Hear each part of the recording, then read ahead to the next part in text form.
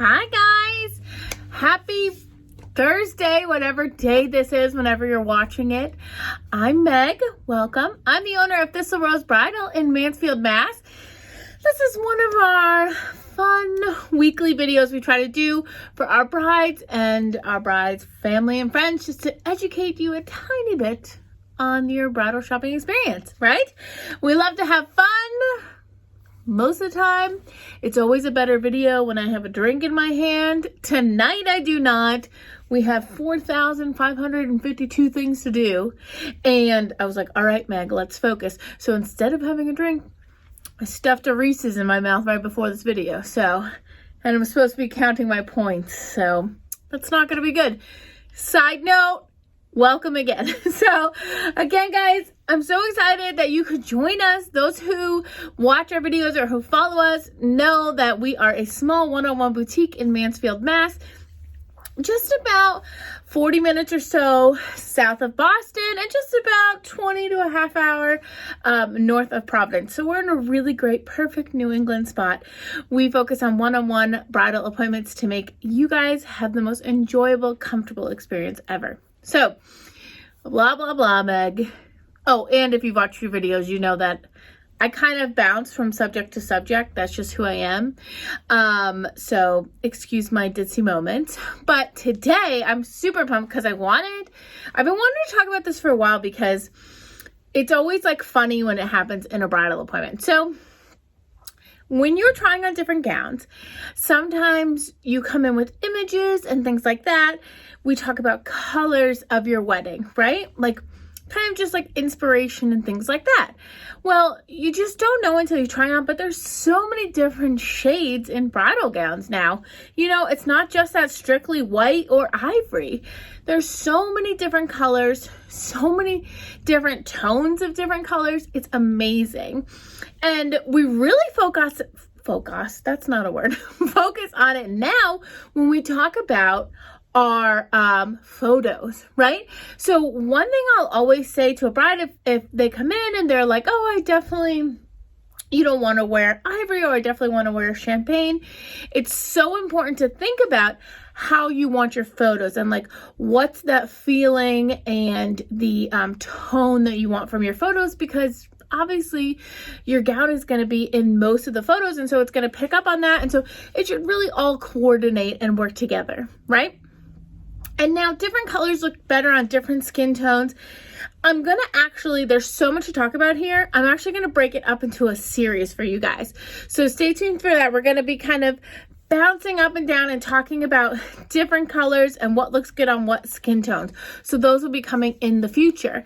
For now, I wanted to just kind of give you an overall gist of some of the most popular colors that you can order your bridal gown in. Now, depending on fabric, a lot of the gowns will come in multiple colors. Some fabrics only come in one color. For instance, crepe, which is like a huge fabric for us right now. I love it. It tends to stay like ivory, and then if it has appliques or any type of illusion, that's when you might throw in a nude color. But for most of the gowns, a crepe style is going to stay in that flat ivory color. And by flat, I don't mean like dull, I mean like just always in ivory or always in white or something like that. So I thought it was really important. Fabric makes such a big, or is such a big component in what color your gown comes in and what color looks best on you. So it's something hugely to consider when you're shopping. But I wanted to break down, like I said, a couple of the most popular and explain them to you. Because the other thing is, sometimes it's the same color, but one designer will call it something and another designer will call it something else. So you have to be on the lookout for that.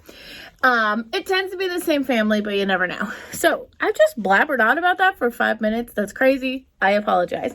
Let's dive into some of these really gorgeous dresses. Again, we're going to go more in depth as the series continues. And this is just to give you that good overview of what to expect. So first of all, let me scooch this up a little so we can see the girls better. Come on, ladies. There we go. Okay, so first of all, so many people will come in and be like, oh, I definitely want to wear white. And they're like, point to this, right? Well, this is this is actually a crepe blended material like we talked about. And guys, this isn't white. This is a strict ivory. And look how beautiful that is. It's crisp and clean. And when you have it next to two gowns that are off colored, it really looks bright. But it's much softer, and ivory is just more warm based than the white, so that's why we tend to use it more now. Photographers are photographing so much warmer versus cooler, and so the warmer ivory tone really looks great in the photos versus that cooler blue tone that you get from the white. Now, white is still definitely available and popular, but people tend to gravitate towards the ivory now. In fact, some designers don't even make gowns in white anymore. They have a couple versions, maybe a soft ivory or a diamond white, and those are ivories that are smidgen brighter. But to be honest, it's hardly a difference. So, and it honestly, if you're going for that photo vibe of warmer, you want to wear something ivory because it just photographs better. Okay, so we love this nice, crisp, plain ivory. If we scooch over here to the middle, don't make fun of my camera skills, all right? We love this gown too. This one is actually 3 colors, which I know makes it sound crazy, but this gown is ivory, desert, and champagne, okay? And so those 3 colors you'll find in different components of the gown. So, for example, on this one, the ivory you get in the applique of the leaf lace, which is absolutely stunning. You then, let's trickle down here. You get the desert. Here we go. And I don't know if you guys are going to be able to see this. I'm going to bunch it up because it's so much easier to tell when it's bunched.